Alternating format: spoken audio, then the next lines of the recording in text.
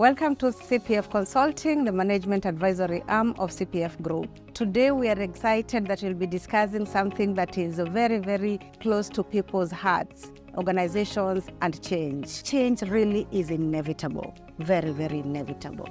But then again, why do organizations struggle with change? You know, what is interesting is that no organization can change unless the people within those organizations change. Why is that so? It is mainly because human beings are creatures of pattern, creatures of habit. Every time we create habits by repeatedly doing something, then what happens is that we train our brains to develop patterns, and those patterns keep us stable. The same thing happens to organizations. The people within those organizations, they develop patterns of doing things, and so they remain stable. Because we are stable, it becomes difficult then to think about change. But then how do you get people changing so that organizations can grow and organizations can thrive?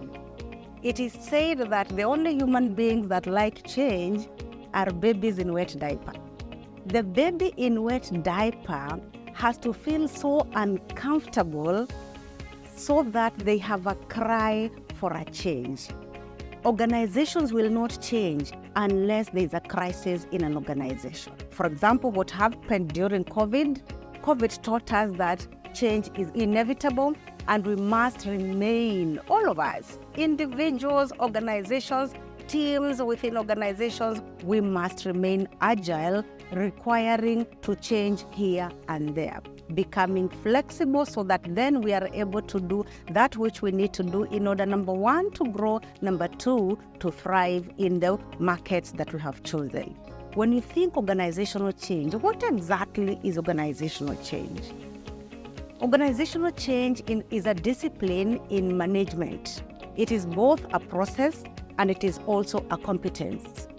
When it is a process, it means it is a structured approach to bringing in changes within an organization.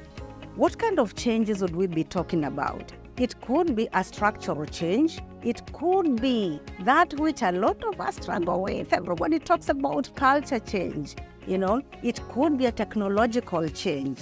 So all those things are changes that happen within organizations. And sometimes even when you have a new CEO, you need to manage that process so that people become comfortable. Remember we said that we are creatures of habit. So people become comfortable and accept that new CEO.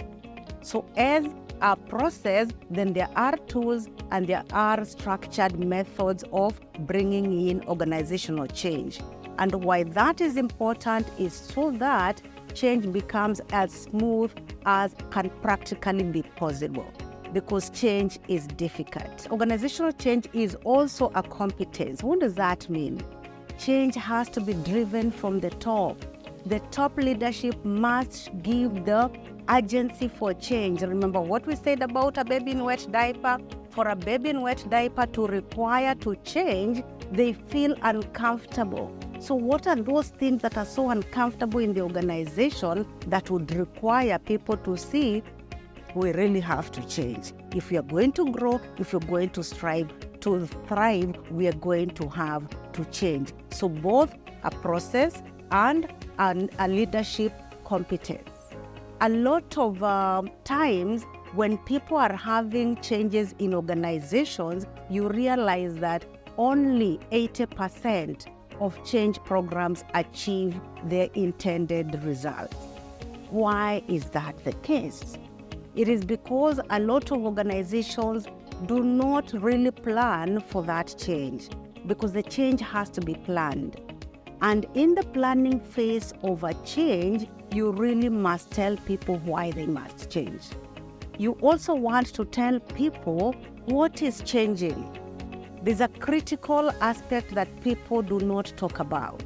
What is not changing? People also want to know, even with this change, who will be affected? You also want to tell people how will they be affected. One other very, very important thing that a lot of organizations, a lot of leaders forget to tell the people when changes are introduced is what is the danger of not changing.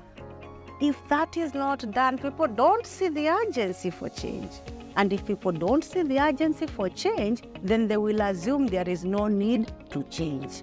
So if change is planned well, communicated to the public, so within the organization, then it becomes easier for a lot more people within the organization to, number one, appreciate the change, number two, adopt that change, number three, embrace and use that change. Join us next time as we get into the depth of resistance to change.